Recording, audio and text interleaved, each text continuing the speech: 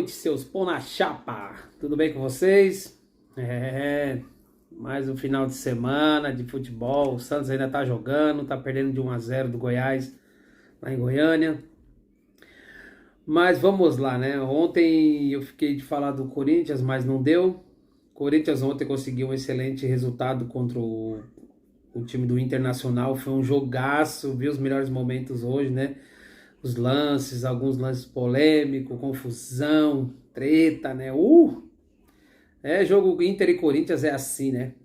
Sempre foi assim, bem pegado mesmo, né? Existe uma rivalidade boa com o Internacional. Mas vamos ao jogo, né? Cássio salvou o Corinthians, né? Voltou e voltou bem. O Cássio vem numa temporada boa, né? Se essa posição que o Corinthians hoje se encontra no campeonato, tanto na Libertadores quanto no Campeonato Brasileiro, se dá ao Cássio. Porque o Cássio tá catando muito, tá jogando muito, né? O outro goleiro também do Internacional catou muito bem, né? O Internacional entrou com uma postura diferente, né? O Corinthians entrou com um sistema de jogo também diferente, e com o decorrer do jogo foi melhorando, né? Mantuan jogou demais ontem, né? Foi um dos principais jogadores do time do Corinthians ontem. Participou nas jogadas de gols, participou nas jogadas de marcação, né? Estava sempre ali ajudando, né? Foi um jogo excelente. O outro é o Jô, né? O Jô me lembra muito a época que o Luiz Adriano estava jogando bem no Palmeiras, né? Que toda bola caía no pé do Luiz Adriano, ele fazia gol, ele ajudava na marcação, ele voltava, ele levava essa bola, ele fazia triangulação. Isso está sendo o Jô. O Roger Guedes estava jogando um pouco mais aberto ontem, mas não conseguiu achar o espaço para entrar dentro do gol, né? E teve os lances, né, mais travado, mais marcado, né? E aí o Jô entrou, conseguiu ajudar na marcação, ajudar na defesa quando tinha escanteios, e na hora que precisou dele no ataque, aí é o Jô, a gente sabe que ele é bom de fazer isso, né? Empurrar a bola para dentro. Então ele foi lá e marcou, e o Corinthians conseguiu empatar o jogo, né? Pro Corinthians é uma vantagem. O Corinthians ganhou um ponto, né? Mas perdeu dois, né? Porque vinha aí bem, mas pro Corinthians que jogou fora, o time que joga fora, eu acho que ele tem a obrigação do empate, né? Se ele conseguir empatar, ele conseguiu o objetivo. Se ele conseguiu vencer, ele foi além do objetivo, porque não é fácil jogar fora de casa, jogar contra um adversário que está acostumado a jogar em casa. Para o Internacional, não é uma terra destruída, porque o Internacional vem de uma crescente também, depois da entrada do Mano Menezes.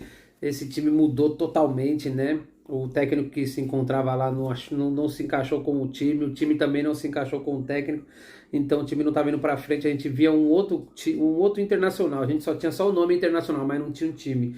Hoje você pode olhar para o time, tem um elenco, tem um time, tem um elenco brigador, que dá raça, que tem vontade. O Edenilson jogou ontem, eu não sei o que acontece com ele quando pega times grandes como Palmeiras, Corinthians, São Paulo, Flamengo, Atlético Mineiro, ele se transforma, né? E quando ele pega uns times com menor referência, como Cuiabá, né? Fortaleza, esses times assim, ele dá uma caída. Mas jogou demais, né? E aí teve o lance, junto com o lateral do Corinthians, né? Que ele cita que o jogador fez injúrias raciais contra ele.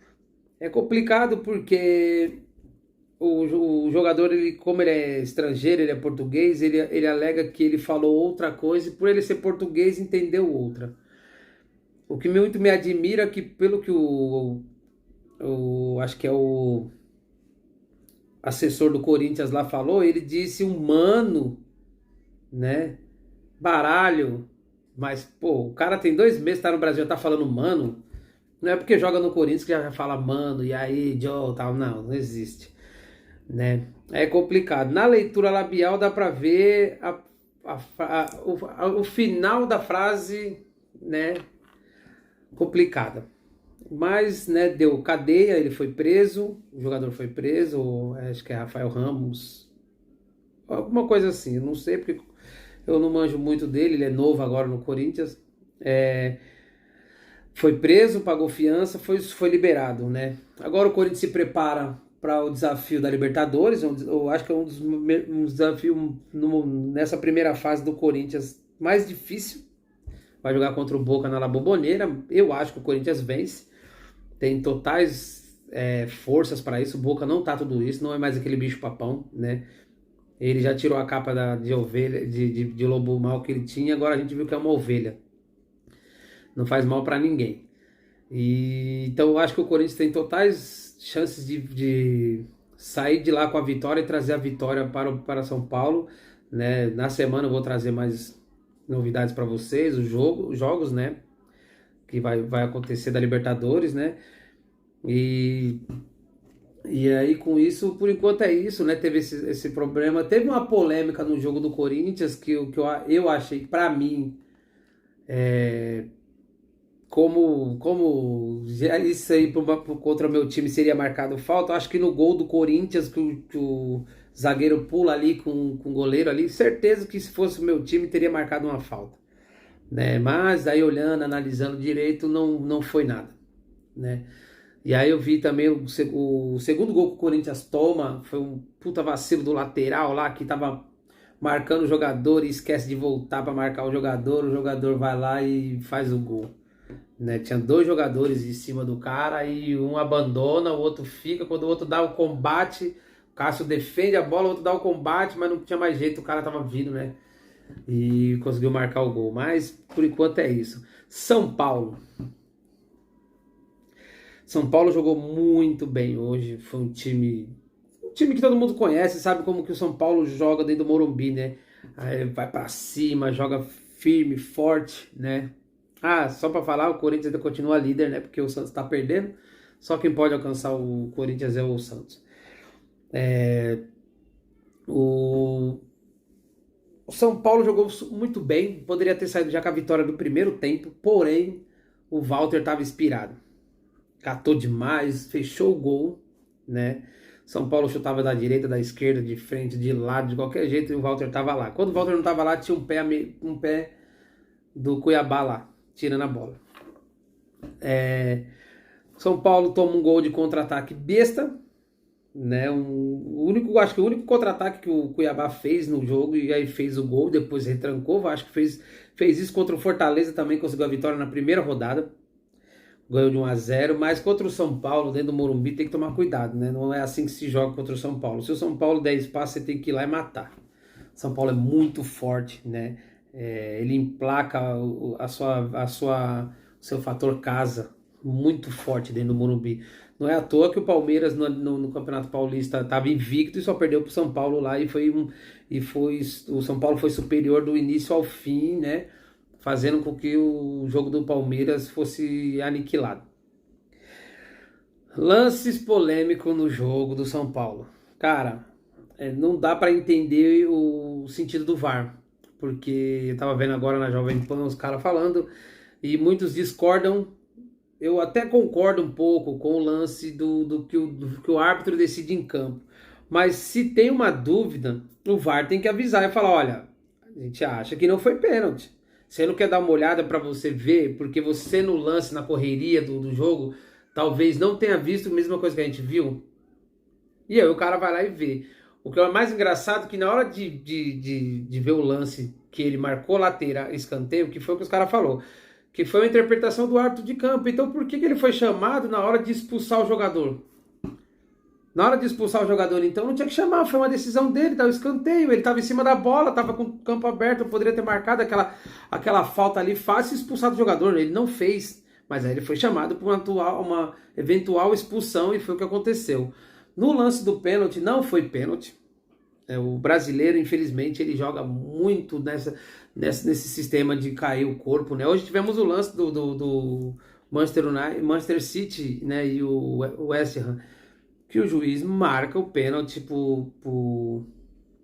para o time do City, mas, né, inclusive foi perdido pelo Mahrez, né? Ele marca o pênalti, né? O pênalti, tipo, o juiz não tinha visto e o juiz foi lá e chamou, falou: ó, foi pênalti. Então para que o VAR serve?